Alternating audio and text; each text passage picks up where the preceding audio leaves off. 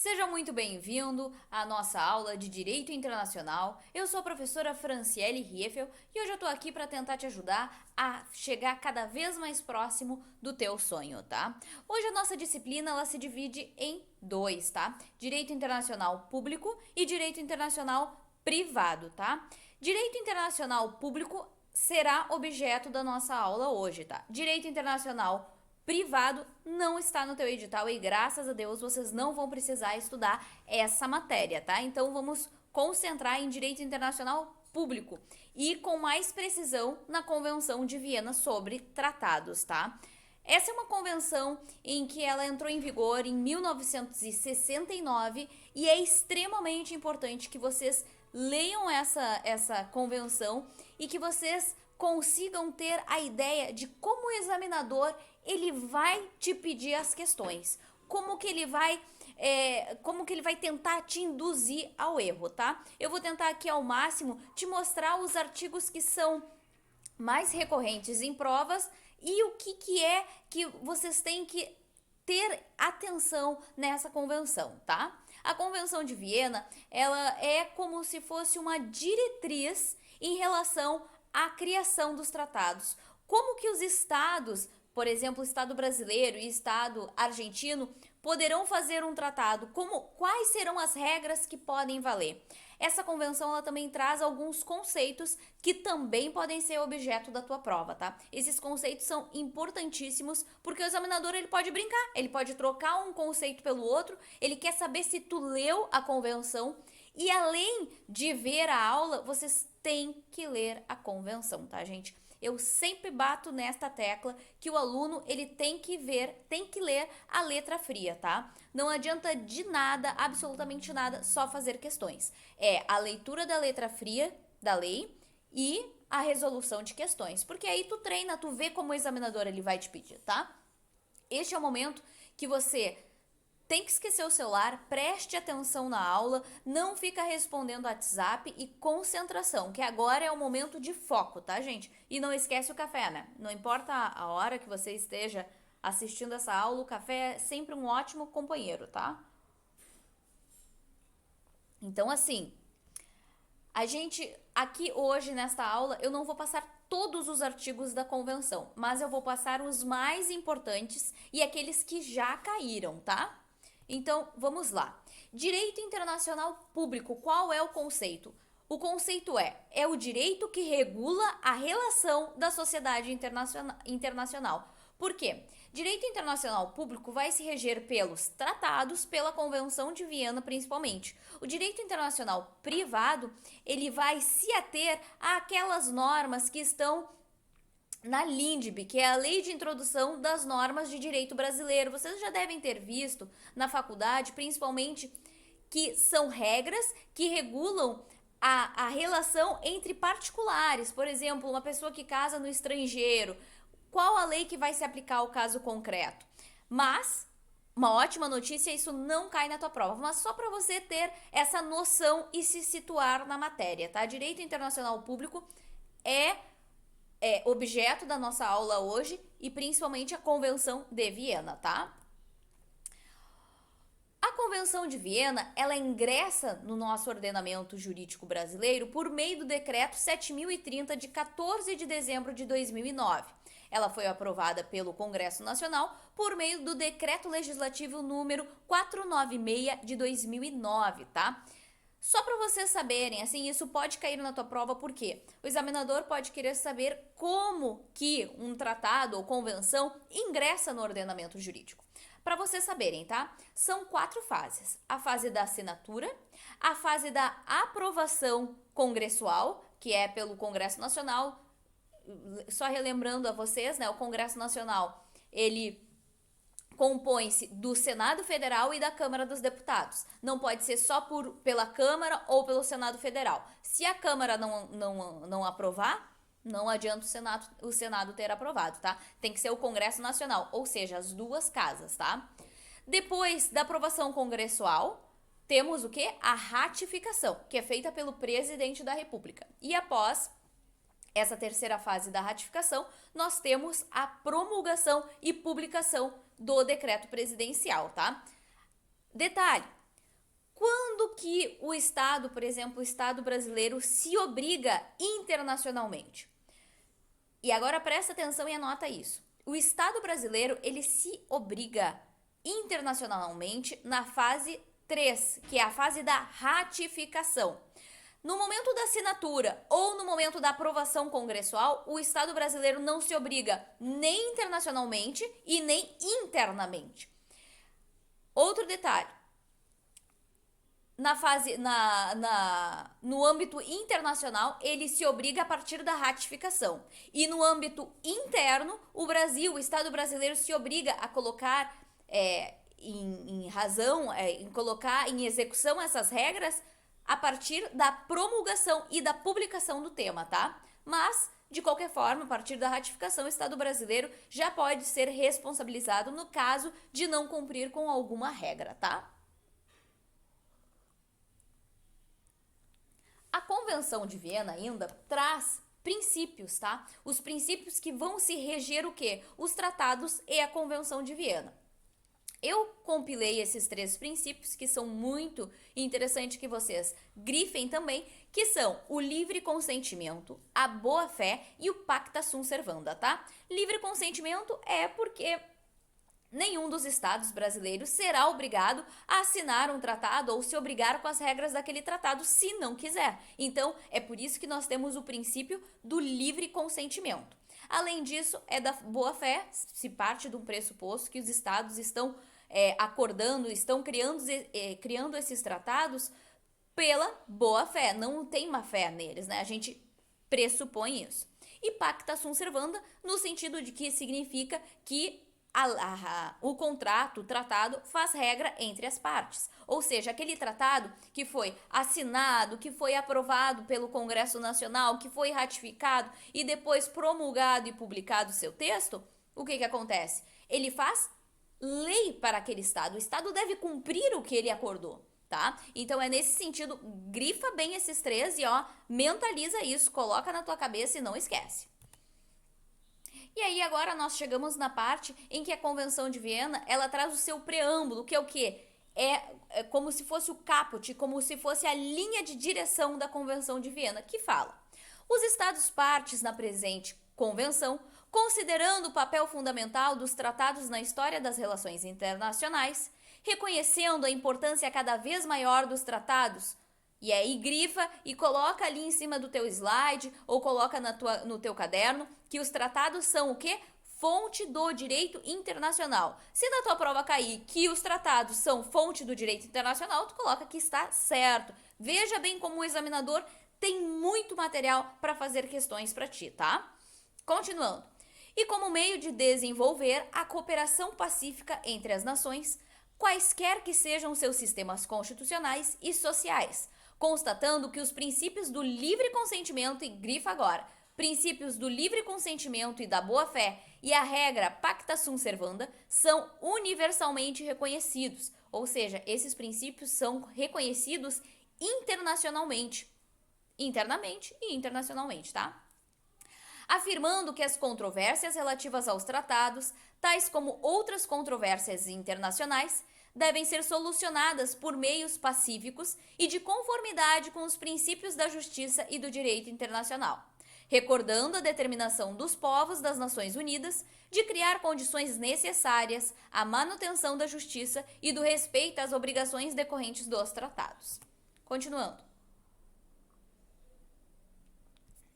Conscientes dos princípios de direito internacional incorporados na Carta das Nações Unidas, tais como, agora grifa, os princípios da igualdade de direitos e da autodeterminação dos povos, da igualdade soberana e da independência de todos os estados, da não intervenção nos assuntos internos dos estados, da proibição da ameaça ou do emprego da força e do respeito universal, e observância dos direitos humanos e das liberdades fundamentais para todos. Agora fazendo só uma pausa, tá, gente?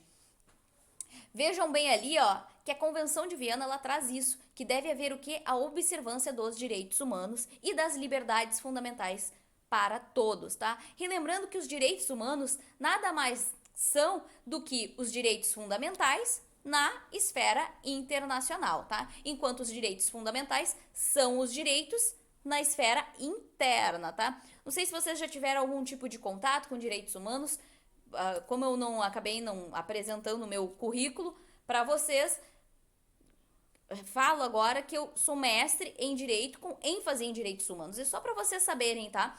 Direitos humanos são todos aqueles direitos que nos garantem os direitos que estão na Constituição, tá? São praticamente todos. Mas aqui na prova de vocês não cai direitos humanos, tá? O que cai ali, o que eu também vi, é o Estatuto de Roma, cai também a Carta das Nações Unidas, mas nada propriamente em relação aos direitos humanos. Mas não esquece, se cair na tua prova uma questão que fale que a Convenção de Viena, ela abrange e diz que deve ter o respeito universal e observância dos direitos humanos e das liberdades fundamentais para todos, tu coloca que tá certo, porque está na Convenção de Viena no seu preâmbulo, tá? Continuando. Acreditando que a codificação e o desenvolvimento progressivo do direito dos tratados alcançados na presente convenção promoverão os propósitos das Nações Unidas enunciados na Carta, que são a manutenção da paz e da segurança internacionais. Aí tu coloca, agora tu grifa, tá? Que são a manutenção da paz e da segurança internacionais, o desenvolvimento das relações amistosas e a consecução da cooperação entre as nações. Grifa isso e puxa uma flecha e coloca assim, propósitos das Nações Unidas, tá? Anota isso, que também pode ser objeto de questão da tua prova, tá? Continuando. Firmando que as regras do direito internacional consuetudinário, se tu não sabes, eu te explico, se tu sabe, perfeito. Consuetudinário significa costumeiro, tá? Continuarão a reger as questões não reguladas pelas disposições da presente convenção. Convieram no seguinte, agora a gente começa a falar dos artigos da convenção, tá? Por que eu leio o preâmbulo? O preâmbulo é a diretriz, ele te mostra o que virá dentro da convenção, tá? O preâmbulo é o início, então sempre é muito importante, gente, que vocês leiam os preâmbulos, tá? Não pula essa parte, porque pode cair, pode ser objeto da tua prova, tá? Não tão somente os artigos, mas o preâmbulo também, tá? Mas vamos lá.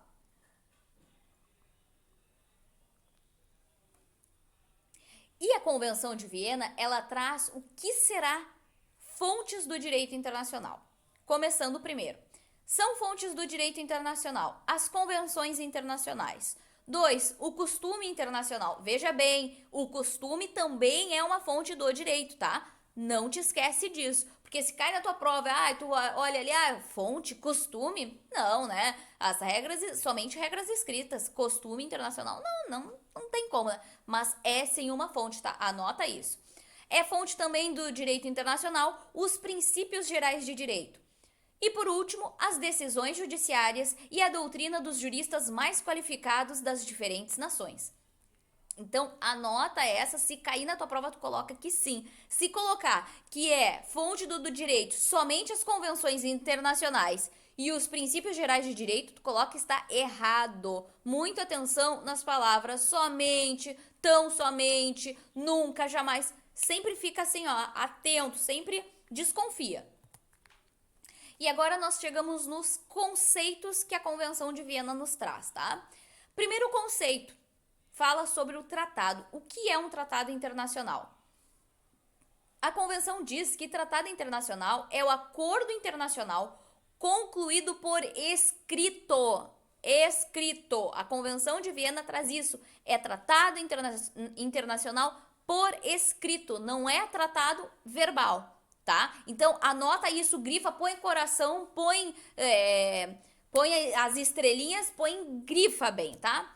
Por escrito entre estados e regido pelo direito internacional, quer conste de um instrumento único, quer de 2 ou mais instrumentos conexos, qualquer que seja sua denominação específica. Um exemplo disso, nós temos ali o Pacto Internacional de Direitos Civis e Políticos, que ele traz também o protocolo facultativo, tá? Que é o Pacto Internacional, um documento, e temos o protocolo facultativo, que é um documento conexo, tá? Então, o tratado internacional, ele pode ser formado por um documento ou por vários documentos, tá? Ratificação, aceitação, aprovação e adesão. É o ato internacional assim denominado pelo qual um Estado estabelece no plano internacional o seu consentimento em obrigar-se por um tratado, tá? Então é ratificação, aceitação, aprovação ou adesão, tá? Plenos poderes, tá? Plenos poderes, lembrando lá da fase em que o tratado ele ingressa no ordenamento jurídico brasileiro, nós temos ali a fase da assinatura, que é a primeira fase, né? Negociação e assinatura, que pode ser realizado pelo presidente da República ou pela pessoa que detenha a carta de plenos poderes, tá? Se não me falha a memória, salvo engano, essa atribuição do presidente da República está lá no artigo 84, inciso 8º da Constituição Federal. Dá uma olhadinha se é esse mesmo, tá? Que são os atos, a competência privativa do presidente da República. Ou seja, é a competência do presidente da República que pode ser delegado, que é o caso das pessoas que detêm plenos poderes, tá? Então vamos ler o que são os plenos poderes.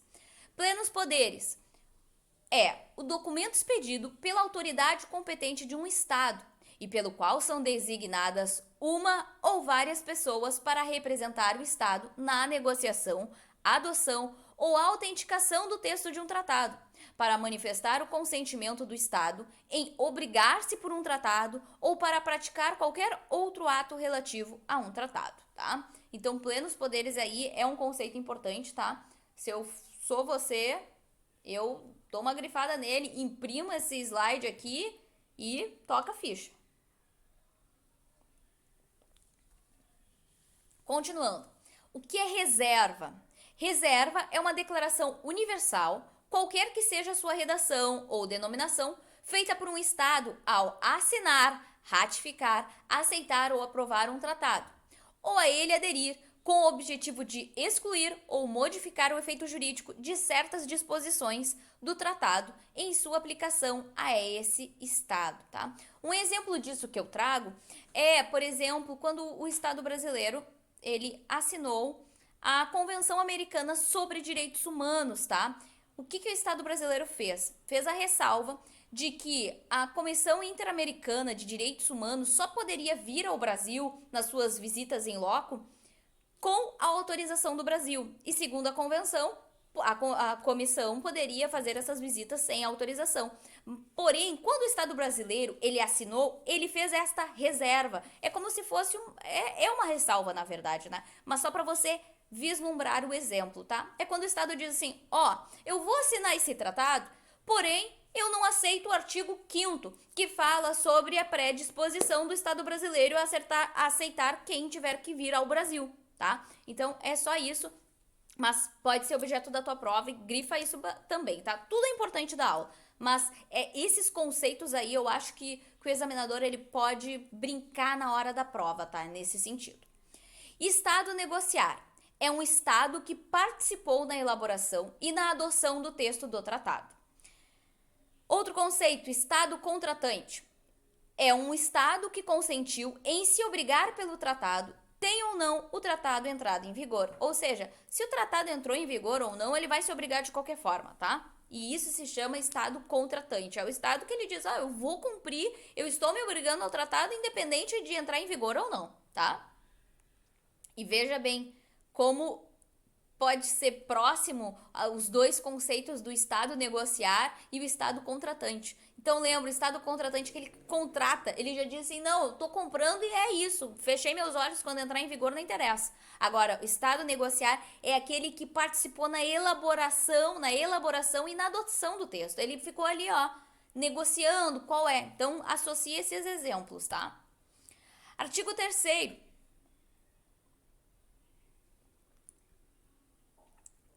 O artigo 3º, ele traz quais são os acordos internacionais que serão regidos pela Convenção de Viena. E esses acordos são os acordos internacionais escritos, tá? Não esquece disso, são os acordos internacionais escritos, tá? Assim, gente, pior de tudo que errar em questão de prova é errar a questão de prova que a pessoa sabe. Então, associa Convenção de Viena, acordo internacional escrito. Artigo 3º, traz o quê? Eu fiz agora um esqueminha aqui para que você possa lembrar. A Convenção de Viena, ela vai ser aplicada o quê? Como eu já havia falado, nos acordos internacionais escritos e naqueles acordos entre estados.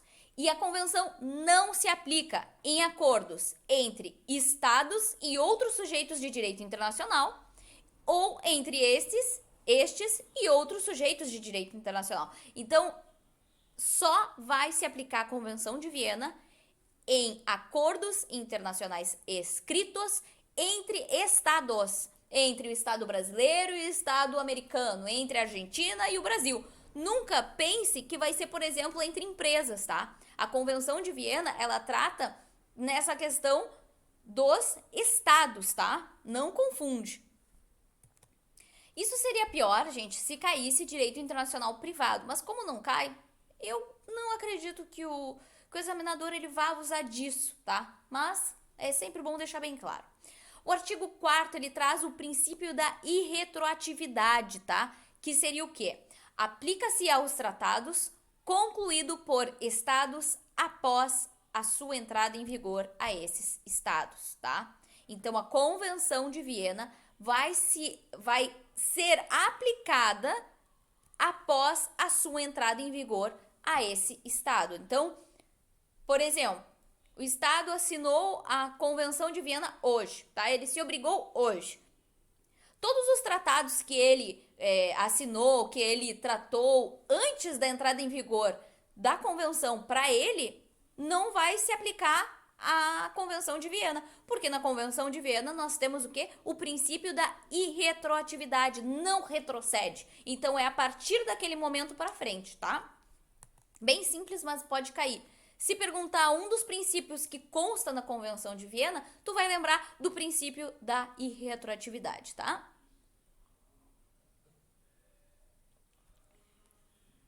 Artigo 5º fala que a presente convenção aplica-se a todo tratado que seja um instrumento constitutivo de uma organização internacional e a todo tratado adotado no âmbito de uma organização internacional, sem prejuízo de quaisquer normas relevantes da organização. Aqui não tem nenhum tipo de surpresa, tá, gente? Não tem algo que me chama atenção para uma futura questão, tá? Ainda fala, e aqui eu acho interessante porque é generalista a convenção nesse sentido. Quando ela fala na capacidade dos estados para concluir tratados, ela diz que todo estado tem capacidade para concluir tratados. E aí, se cai na tua prova isso daqui, tu chega a te perguntar assim, mas será que todo estado? Será que não tem uma exceção? Será? Mas, gente, se cair na tua prova isso, caiu uma questão dizendo que segundo, e lembre-se, sempre deve haver essa frase, segundo a Convenção de Viena, tá? Não, olha, não deixa o examinador te levar a erro. Tem que estar segundo a Convenção de Viena.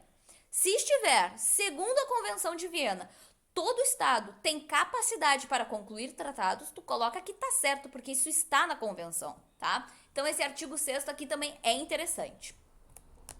Artigo 7.1. Uma pessoa é considerada representante de um estado para adoção ou autenticação do texto de um tratado ou para expressar o consentimento do estado em obrigar-se por um tratado se a. apresentar plenos poderes apropriados ou b. a prática dos estados interessados ou outras circunstâncias indicarem que a intenção do estado era considerar essa pessoa seu representante para esses fins e dispensar os plenos poderes. Então, assim, gente, há essas duas possibilidades para que uma pessoa seja considerada representante do Estado. Se ela tiver a carta de plenos poderes, tranquilamente também. Ou, caso ela não tenha a carta de plenos poderes, segundo a prática dos estados interessados, tá? Também acho interessante aqui, porque pensa bem se isso não é relevante saber qual é o representante do Estado, quando que uma pessoa ela é considerada representante do Estado. Porque quando ela é representante do Estado, atente-se, é algo muito importante, a pessoa pode assinar um tratado. Não que ela vai obrigar o Estado, mas já mostra uma predisposição. Ah, mas você assinou e aí não... Olha, até não obriga, mas cria uma certa... um certo clima de mal-estar entre os estados. Então, isso objetivamente não é bom, né? Um estado assinar algo e depois não ir para aprovação, né? Fica meio ruim. Mas vamos focar aqui nas questões. Segundo a convenção, para que uma pessoa seja considerada representante de um estado, é nessas duas opções. Mas temos agora essa questão da não apresentação dos plenos poderes, que traz o artigo 7.2, que diz: em virtude de suas funções, ou seja, ele está focando o quê? Não na formalidade, e sim qual é a função. O que ele está fazendo? Quais são as funções dele? Ele atua como representante? Atua, mas ele não tem os plenos poderes. Continuando aqui, ó.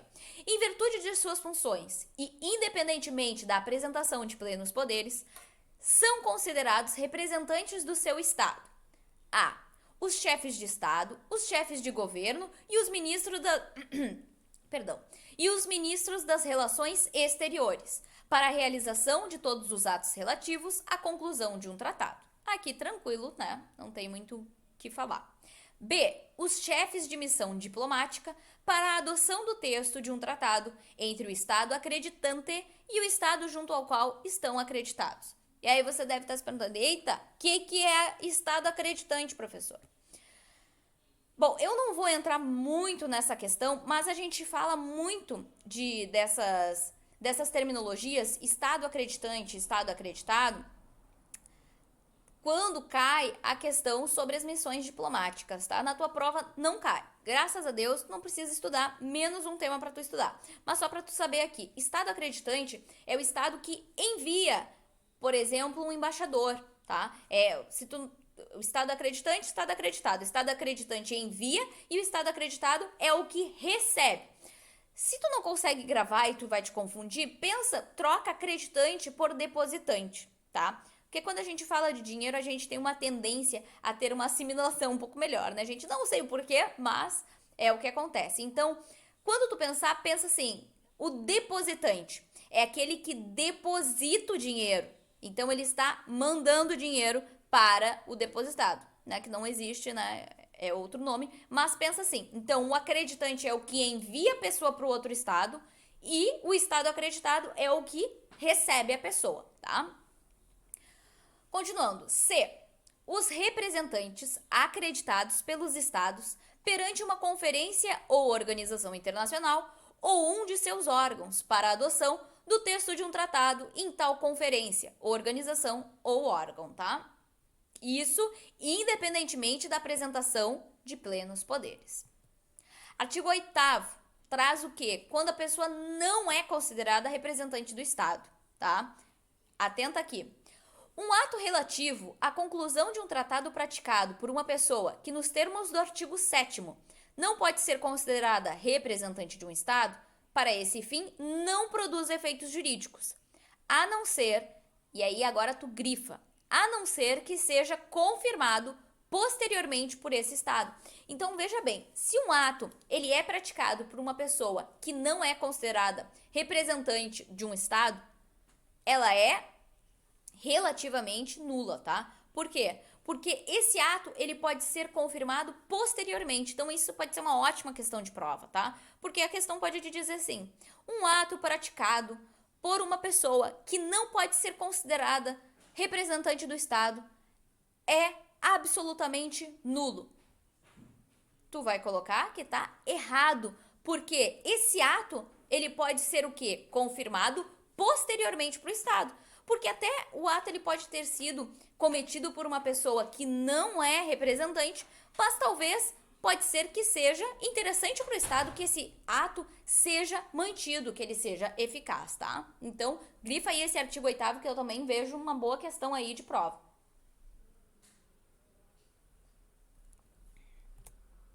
Artigo 9º fala sobre a adoção do texto. Então, a adoção do texto do tratado tem duas condições, tá? Duas hipóteses. Efetua-se pelo consentimento de todos os estados que participam da sua elaboração. Até aí, tudo bem, tranquilíssimo, né? Não tem muito. Agora vem a parte que pode cair na tua prova, tá? Porque fala de quórum, né? Quando fala de votação, fala de números, sempre é uma boa questão, tá? Então, quando a adoção do texto do tratado for numa conferência internacional, ela efetua-se pela maioria de 2/3, agora grifa, pela maioria de 2/3 dos estados presentes e votantes. E não será dessa forma se esses estados, pela mesma maioria, decidirem aplicar uma regra diversa. Então, pode ser aplicada uma regra diversa? Pode. Mas quando?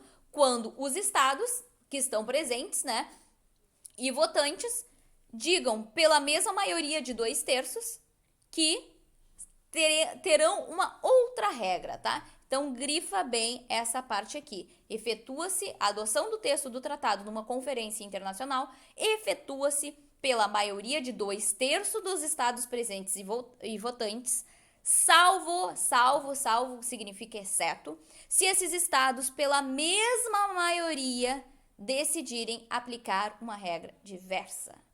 Eu imprimiria esse slide e colaria na parede, tá? Porque esse é muito bonito, tá? Continuando, artigo 10º. O texto de um tratado é considerado autêntico e definitivo. A. Mediante o processo previsto no texto ou acordado pelos estados que participam da sua elaboração. Ou B. Na ausência de tal processo, pela assinatura, assinatura ad referendo, que significa que precisa de uma confirmação posteriormente, ou rúbrica, pelos representantes desses estados, do texto do tratado ou da ata final da conferência que incorporar o referido texto, tá? Artigo 11. E eu vou te convidar para a gente continuar a ver esse artigo 11 no próximo bloco, tá? Te aguardo lá.